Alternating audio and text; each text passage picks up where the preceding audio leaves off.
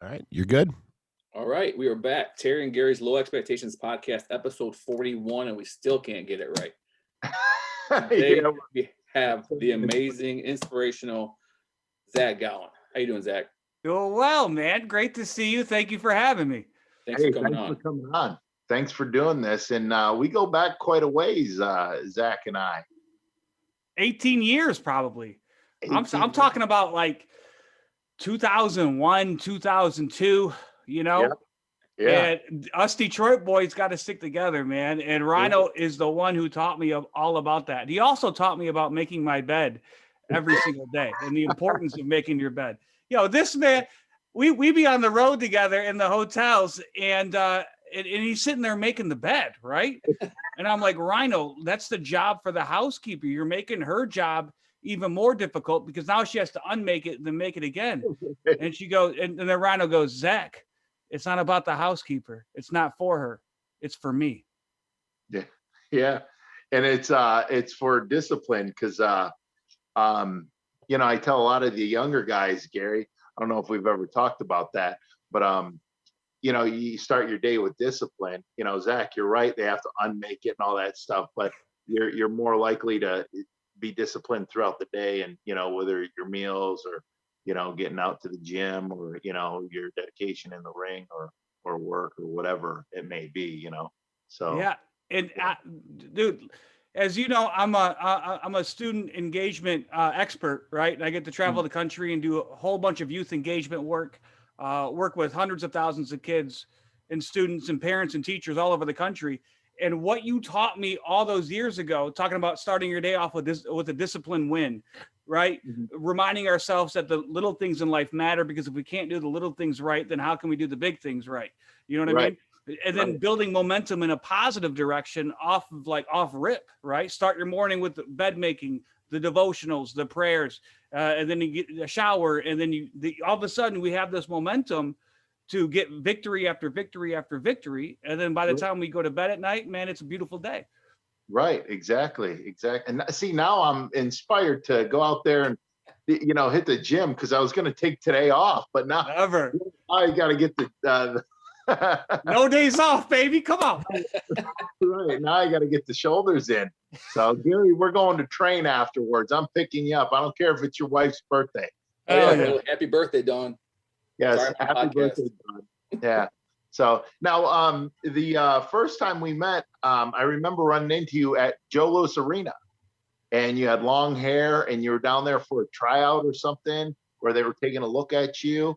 And you remember that? I do. I had just gotten signed like the week before. Right. And then you guys came into town, and they're like, "Hey, let's take a look at what we signed." You know what I mean? Because they WWE signed me without even knowing what I looked like. Uh-huh. I know you know the story of them signing the wrong one-legged guy. I heard that. It's like, how did So I went viral with a dark match in TNA before there was a viral. And I got signed just off of that buzz, off of that one match with Truth Martini.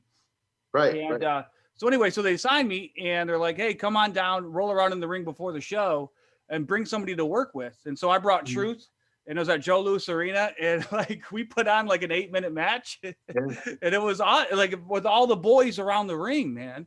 And that was my first introduction to like WWE. And like all of my heroes that I grew up watching, like it was a private house show specifically for the talent. It was awesome. Yeah. I remember.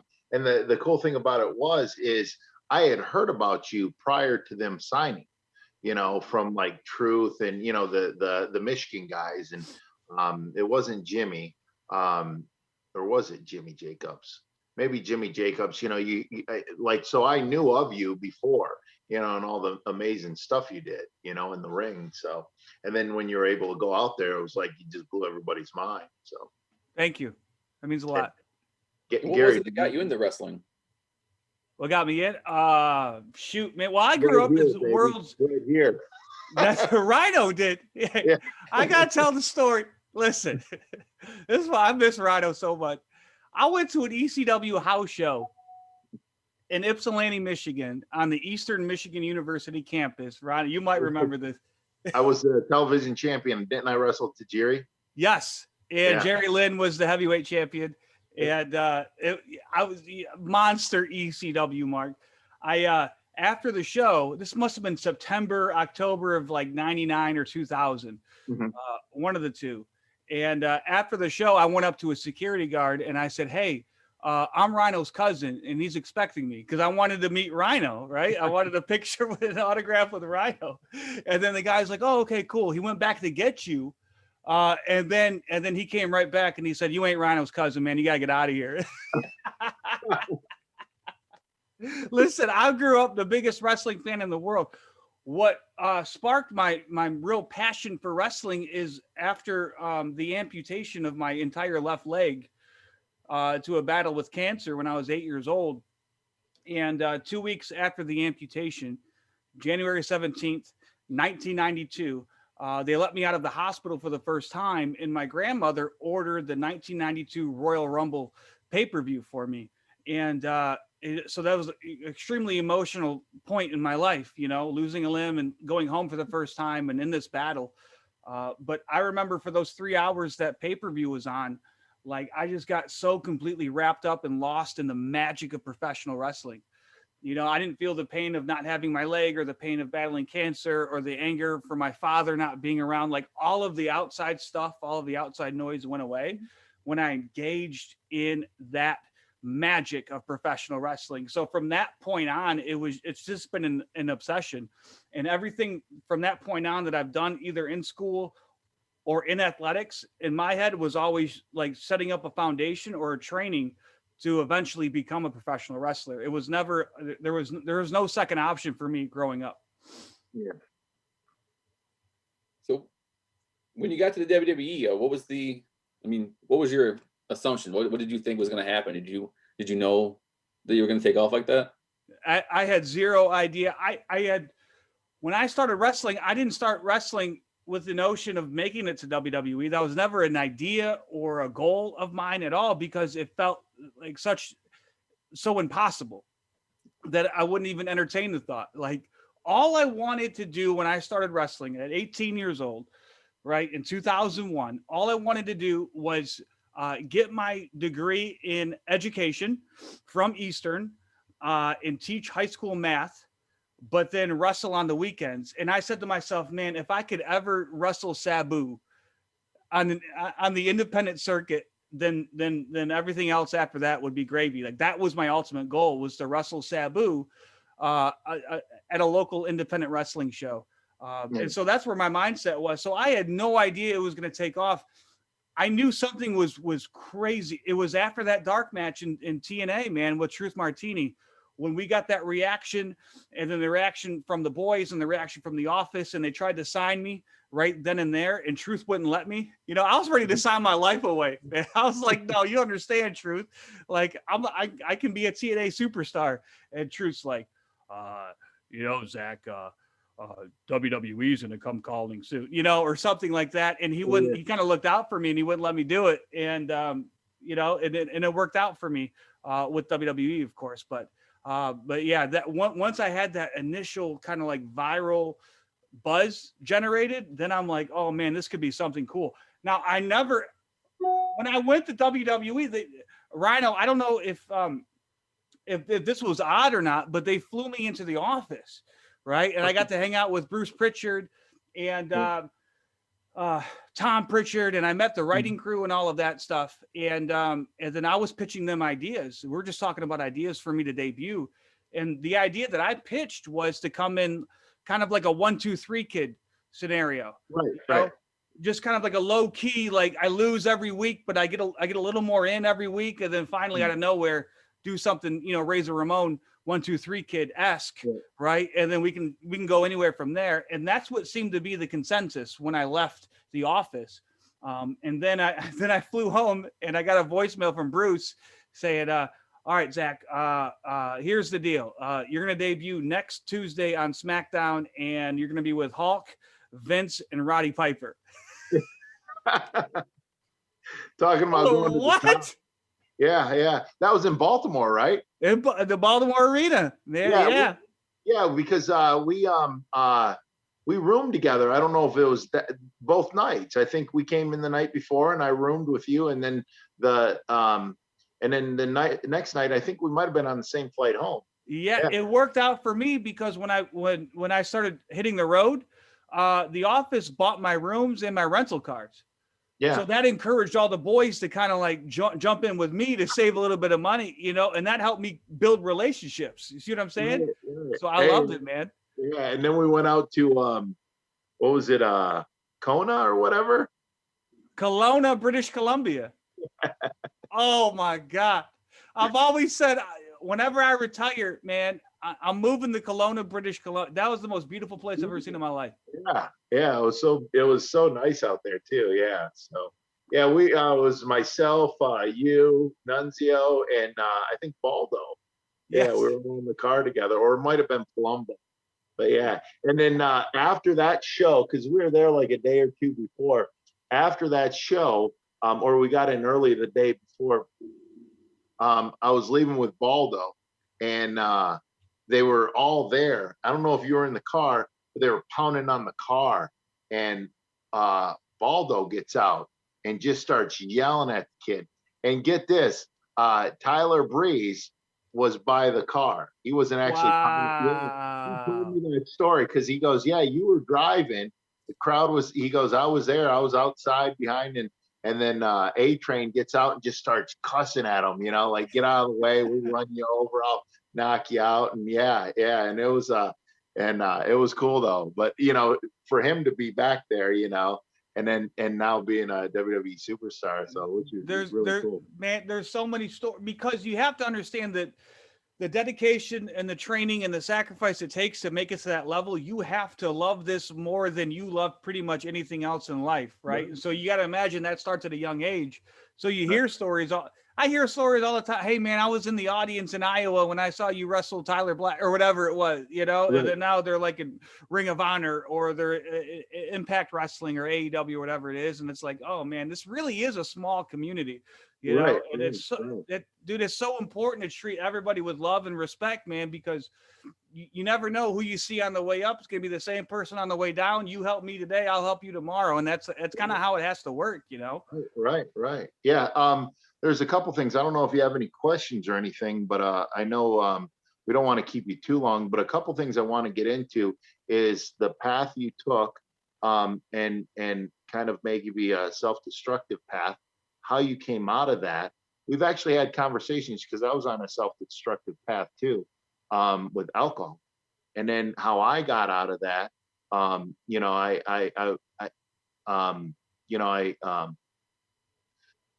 I turned towards religion, heavy into religion, and so I and we had conversations. We actually, Truth and a bunch of the guys went out on my boat, and I remember you and I having that conversation. You were already cleaned and and straight for a couple of years, and how you made that call to WWE, and then you go, well, I'll go tomorrow, and I kind of chuckled. I'm like, because you wanted to go out one last time, and good thing you didn't, because a lot of times people will OD when they do something like that. And you said, you were blessed that so did you want to go into that a little bit? Or of course, I love. There's nothing more passionate about in my life than my recovery. And I do a lot of podcasts, and we want to talk about what was it like wrestling with the Big Show, and what Hulk Hogan was like in real life, and that's interesting to a lot of people, and I understand that, so I love talking about it. But for me, my passion lies in my recovery, because everything that is good in my life is a result of that one phone call I made over 11 years ago. And on February 14th, just this past Valentine's Day, I celebrated 11 years of continuous sobriety. No drinking, no drugs, no nothing, no mind-altering substance, man. Listen, thank you. I'm already crazy enough, bro. Like, the last thing I need is chemicals in my body. You know what I mean? Right. But I love it, because to be able to recognize that everything that, man, I just had a third baby, right? So we got 3 boys now. We bought a house last year in the middle of a pandemic. Everything that I do for money, I would do for free. whether it's wrestling, DDP yoga, or traveling the country, working with students, parents, and teachers with my company, Cool Speak. Like the quality of my life is so beyond what I ever thought was possible that I'm just excited, and I want to celebrate and tell everybody about it, you know. Right. But it all started with saying, I'm scared, I don't know what to do, and I need help. And for someone with an ego the size of mine, like, I needed that deflation. You see what I'm saying? I needed that humility to say, listen, I'm wrestling with something bigger and outside of my control, and I don't know what to do. So just the humble act of asking for help, or just being honest and open for the first time, but I believe opened up the doorway to allow God's grace and mercy and patience and love to slip through. And so for the past 11 years, I've been on a path, an evolution of sorts, to get to know God better. And then the more I do that, and the more, I mean, we could talk about, you know, spiritual discipline, spiritual action that we take every day. But the more I do that day in, day out, the better my life becomes, man. And I don't argue with it. You know, like if someone says, oh, I don't believe in God, I'm okay. I'll pray for you. You know what I mean? Like, there's nothing I can do or say. I'm on my own path with my own relationship with God. And I just know the proof is in the pudding when I get to live the life that I get to live every single day, you know? Right. And that's what it comes down to, you know? I remember one time we were on the road, and this was probably about 2012, between 2012, 2014, or maybe early anyways, around that time. And I go, I'll meet you down in the lobby, and you go, you were only like a couple minutes late, and you're like, or no, you called me, you go, hey, I'm going to be a couple minutes late. I got to say my morning prayers. And then I'm like, well, take whatever time you need. And then I was kind of like, well, crap, you know, I taught him how to make the bed, and he's reminding me I should start saying my morning prayers. So, but no, I find it very important to, you know, take that time out, and, you know, it's well worth it. Like, a lot of people don't realize, you know, like, stuff tries to pull you away, you know, from your relationship. And for the last year, once the pandemic, and I don't know if it was just me being lazy, or a negative energy was pulling me away, or what it was, but I stopped going to church, and I would try to go at least every day, and then I would shoot for every day. But if I got at least 3 to 4 to 5 days a week, that'd be great. And then I only went like maybe twice in the last, you know, year, but I thought it was okay. And then it's funny, the last 2 days I went, I had to discipline myself to go because I didn't have that drive to go. But it was like almost something was trying to hold me back from going.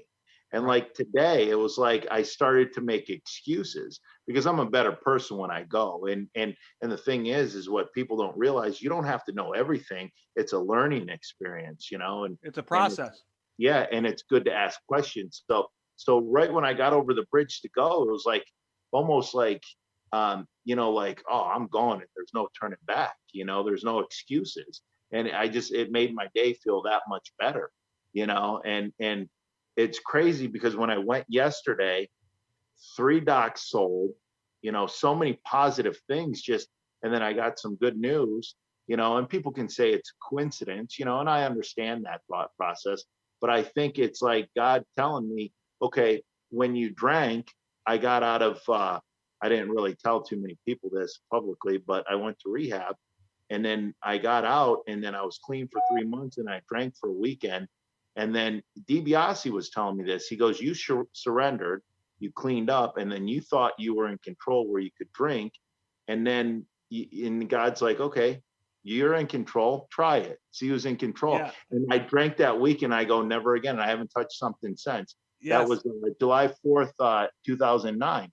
I never had any thought about drinking again. But the thing with that is like yesterday, it seemed like I went to church, I made that commitment, and God was like, see, when you put me in control, I can offer you better things that you hope and pray for, you know. And then, like, if I was going to put it off today, you know, so like some more good things happened to me today, you know. So, and that's, I never talk religion. I've been wanting to talk about that, or going through similar things that you went through. Right. And, Well, That's if that's surrender, we could, anybody can have that surrender, right? To say, hey, I can't do it, I need help, right? And then all of a sudden we start feeling good, or things start coming back into our lives, and then our brains trick us because we're like, oh, maybe I wasn't that bad, or maybe it was, maybe I made a bigger deal out of this than it actually is, you know. But if that surrender isn't followed up by strenuous work and discipline and diligence, then that surrender means absolutely nothing. The book of James says faith without works is dead. You see what I'm saying? Like I can't think my way into good living. I have to live my way into good thinking. That action for me has to come first, whether I want to or not. Because anybody can get up and pray and praise God when their lives are great. When, you know, when that deposit came in the bank, and all of a sudden there's job offers, and your kids are healthy and they're getting straight A's, and you got 2 cars and everything's great. Anybody can praise God then. But what do you do when you're not feeling it? You know? What do you do when you didn't get that sleep the night before? What do you do if you're stressed out, or if you're depressed, or the anxiety's coming in and the sky is falling? You know, are you still praising God? Are you still taking the action of somebody whose life depends on this relationship? You know, and then that's what you said. It's a process. Some days are better for me than others. I'm not speaking from any mountaintop. You know. I'm a baby. I'm a sinner, and I make mistakes all the time. But I keep coming back, and I keep trying, and my life keeps getting better as a result of it. And the one thing I like to tell people, like Gary works for Ford Motor Company. Gary has discipline in his marriage. Gary has discipline in his life. Gary has discipline, you know, at his house. And, you know, like I tell people, we're disciplined, you know, and like even working out, you know, you're disciplined for like doing all these other things. You can be disciplined in working out in the gym. You know, you do have discipline. You don't realize it because we automatically think that's what we're supposed to do. So we do it, you know, but you can do the other things, whether it's religion or whether it's working out, or, you know, so. Yeah, you could take the discipline that you have with your marriage and apply the same principles to working out or diet or whatever it is. Absolutely agree with that. When I got sober, man, I got to tell you, the words discipline and obedience had a very negative connotation for me. And not, discipline and obedience were not good words. Now I see them as the path to freedom. Right. This is the question for both of you. What got you to that point that you realized that you needed help and you needed to seek, you know, spiritual guidance or, you know, rehab or whatever it is what told you guys that you needed that? I'll answer first, or I don't think about it. I think for me, it was when, and I laugh because I have recovered and I have the ability to help others, you know, and normal people who listen to my story, when I bust out laughing, they're absolutely horrified and shocked. But there was a point when, in my darkest of days, when someone sat me down and looked me right in my eyes and said, Zach, if you keep doing this, you're going to die. And then I looked right back at him and I said, when? Please tell me it's soon. You know what I mean? Like I didn't, like, I wanted to die, but I was too much of a coward to kill myself. One of those situations. And so when it got like to that point where it just didn't matter whether I lived or died, that's how like dead I was on the inside. Then hopefully you don't have to go to that extreme to change. And I tell people that all the time. Change starts with changing your habits. And once you change your habits little by little every day, you'll start seeing the results, and then you'll start believing in the results. And then once the results in your life manifest themselves, you'll do other things to manifest bigger results. So you don't have to go to the depths that I did to change. But it was when somebody told me I was going to die, and I said, please, when? Let me know. That's when I changed. Yeah. I knew I was going to die, you know, and like you said, you're in such a dark place. You're just like, you kind of giving up. But I just, you know, and it's funny because I would pray to God, like, oh, like I'd play the lotto numbers, you know, I'd be like, God, let me win and I'll quit drinking. God knew if I hit the lotto and I was still drinking, I wouldn't have done good with that money. I would have bought a big ass boat. I would have I would have bought all kinds of booze for that boat, and I would have died a lot quicker. But the thing is I knew I was going to die, and I knew there was a purpose for me, and I knew I needed. I couldn't do it on my own because I tried and I tried, and then just things went together, and I just, remember surrendering, and not by force or anything, and I knew that that's the direction I had to take. And I knew, I know God doesn't put more on your shoulders than what you can't handle. And my story, like Zach, and it's great that you go out and speak to people because you reach a larger audience. But I've always been one-on-one with people, and I know I've changed people's lives. And I told them it's not as hard as you think, because I thought it was the end of the world. If I fucking quit drinking, right. It's going to be the end of the world and the party's over. The party didn't start until I quit. Right. And, me too. So, but anyways, but yeah, like, like I remember when you first started, the inspirational speaking and going out to schools and stuff like that. And then you were explaining some of it, and I'm like, wow, this is really good, and then how you've grown in that, because how long has it been? I think I started in 2011 or 2012. Yeah. Something like that. And I've had amazing, just like anything else in life, man, wrestling or any sort of business, I've had amazing mentors who, because here's the thing, like we don't, just because we're something today doesn't mean we're going to be that for the rest of our lives. And I love that hope that people get when they realize that they can change, forever. Like I was never known as a good promo guy. You know what I mean? I wasn't a stick man. Like if you watch some of the old WWE stuff, it's really cringeworthy, and I'm uncomfortable on camera, and I don't know how to convey a message and get the right words out with the right tone or all of that. But now I get paid to travel the country and work with hundreds of thousands of students, parents, and teachers, delivering an impactful message that's easily digestible, and not only impactful, but also entertaining. And we get to take them on an emotional roller coaster. And it's just like, you can facilitate real change in people just by using your words and your storytelling ability, which is not something that I had 18 years ago. And that's something that I've developed, but thanks to just amazing mentors and people who saw something in me that I didn't even see in myself at the time. Right. Same thing with wrestling, same thing with speaking, same thing with DDP yoga, man. Yeah. We were just talking with Gary. I saw him on the show a couple weeks ago. Yeah. I ran into Dallas at a wrestling show in New Jersey. It was Kevin Matthews and Pat Buck out in New Jersey. And they Dallas, I approached Dallas because I'm a huge fan. And I met him one time in TNA in 2005, but I don't know if he remembered me or not. Plus, I was all spaced out on goofball pills.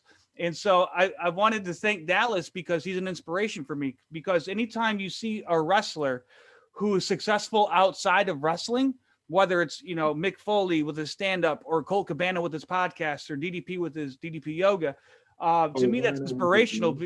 Yeah, because we know of so many tragedies that have happened, right? Right. From like other wrestlers that like their story didn't end very well at all after wrestling. And that was the path that I was on.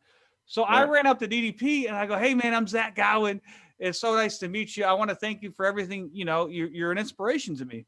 And then he looked at me and he grabbed me by the shoulders and he goes, bro, we got to get you doing the workouts. And me being polite, I was like, yeah, that sounds great, man. Like, sure. But in my head, I'm like, there's no way you're going to get my one-legged ass on a yoga mat, bro. That ain't going to happen. 3 days later, on my front porch, the entire DDP yoga system shows up. The mats, the DVDs, the book, all of that. And to me, when someone more successful than me reaches their hand back, I look at that as an opportunity. So I thought I owe it to him because he took time out of his day for me, right? To put my address down, send an email, whatever it was. I'm like, I owe it to him to try out his program. And then I fell in love with it. And now I instruct it for the past few years as well. So, but yeah, that's what life is all about. People who see something in me or mentors and me being humble enough to walk the path to try to get better at something. And then eventually I can reach back and help somebody who's starting their journey as well. Right.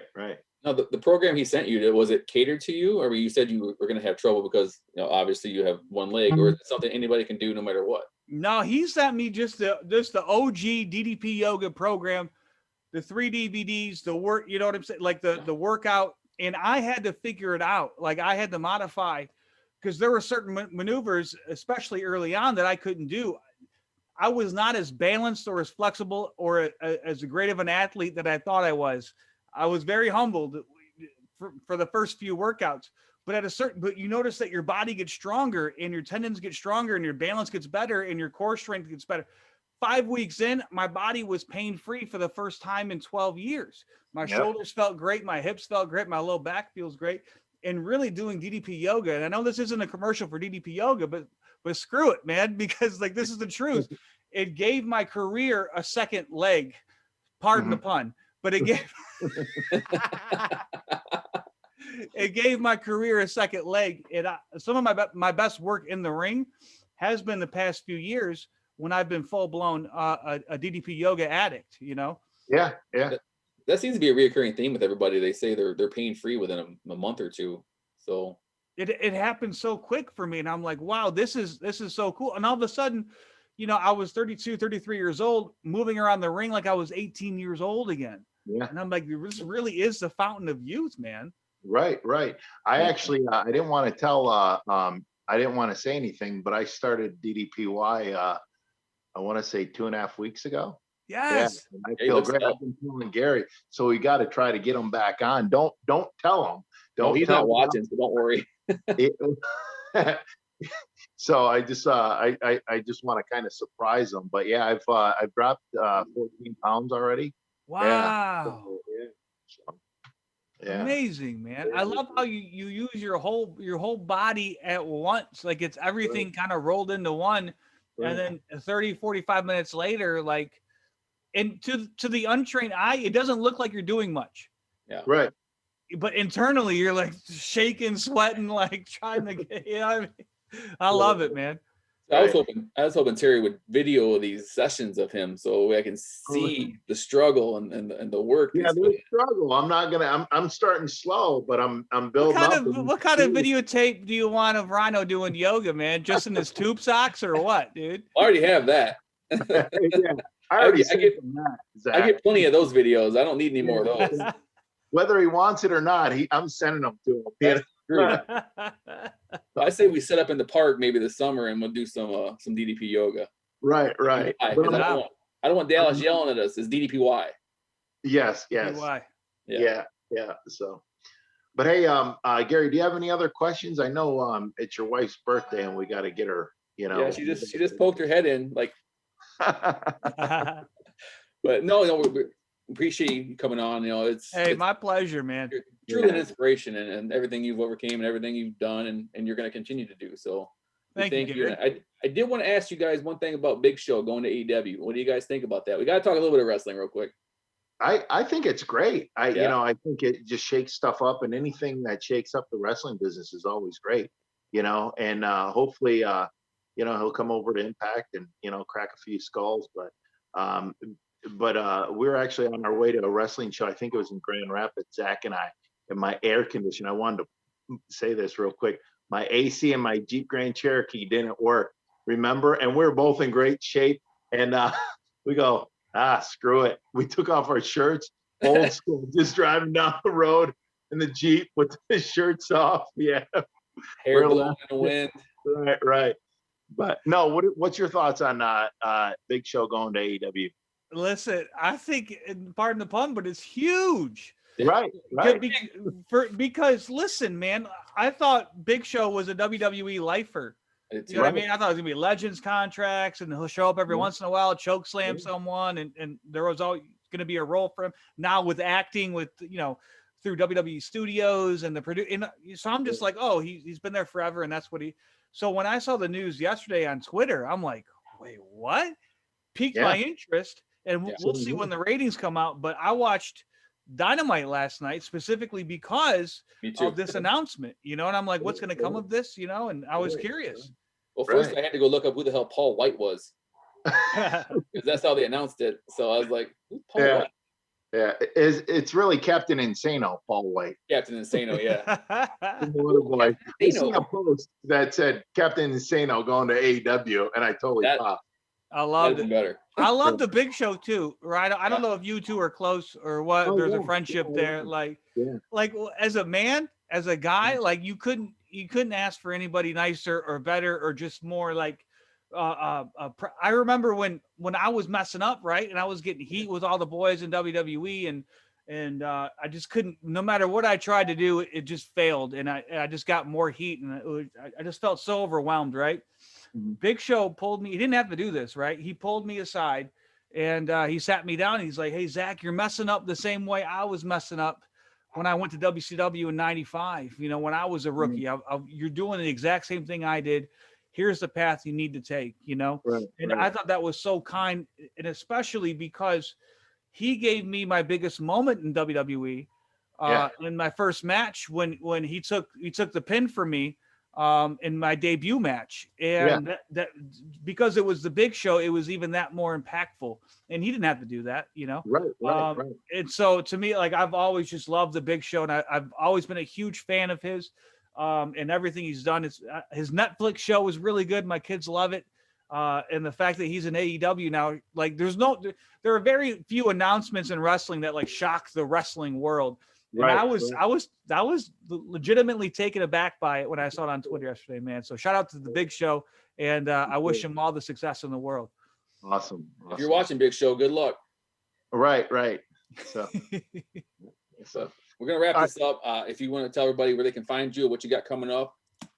Yeah, you can find me at ZachGowan.com, social media, all Zach Gowan, all one word. Really easy, really simple. That's about it. Oh, I got a tour in Alaska coming up. I haven't wrestled since last March. I've never not wrestled this long. But my comeback is going to be in Alaska in the beginning of April, Wrestle Pro Alaska. And that's going to be broadcast all over Facebook Live. So if you don't live in Alaska, which a lot of us don't do, you'll be able to see me wrestle for the first time in like 13 months in Alaska. That's going to be great. That'll be awesome. Hopefully we get you down to the IWR here and you can kick Rhino's butt. I love that. I'd love nothing more than to kick Rhino's butt. All of us. Why don't we just team until I get up on my DDP yoga? Why don't we just not wrestle and we can just cuddle in the back? There you go. Even better. Gary will be the referee for that, but Gary will want to get so put the Holy Ghost between you two. Right. So, all right. Well, hey, thanks again, Zach. It's always been a pleasure. You're inspiration to me and thousands and tens of thousands, if not millions, around the world. So amazing, and thank you, Rhino, for everything that you've ever done for me, man. Does not go unappreciated or unnoticed. Gary, thanks for having me on your podcast. Wonderful podcast. I'll make sure to share it with everybody that I know. Appreciate it. Thank you. Love you guys so much. Thank you. Thank you. Love you, brother. Thank you. All right, wrapping up. If you guys like the content, please subscribe, follow us, download the videos, download the the podcasts around Spotify, iHeartRadio, iTunes, all of them. So get on it. We got a great March coming up, some great guests. We'll announce them real soon. And Terry, take us out. All right. Hey, you did a great job right there. I can't top that. So, all right. We're out. See you guys next Thursday. Thanks, Dave. Thanks, everybody. Thank you, Dave.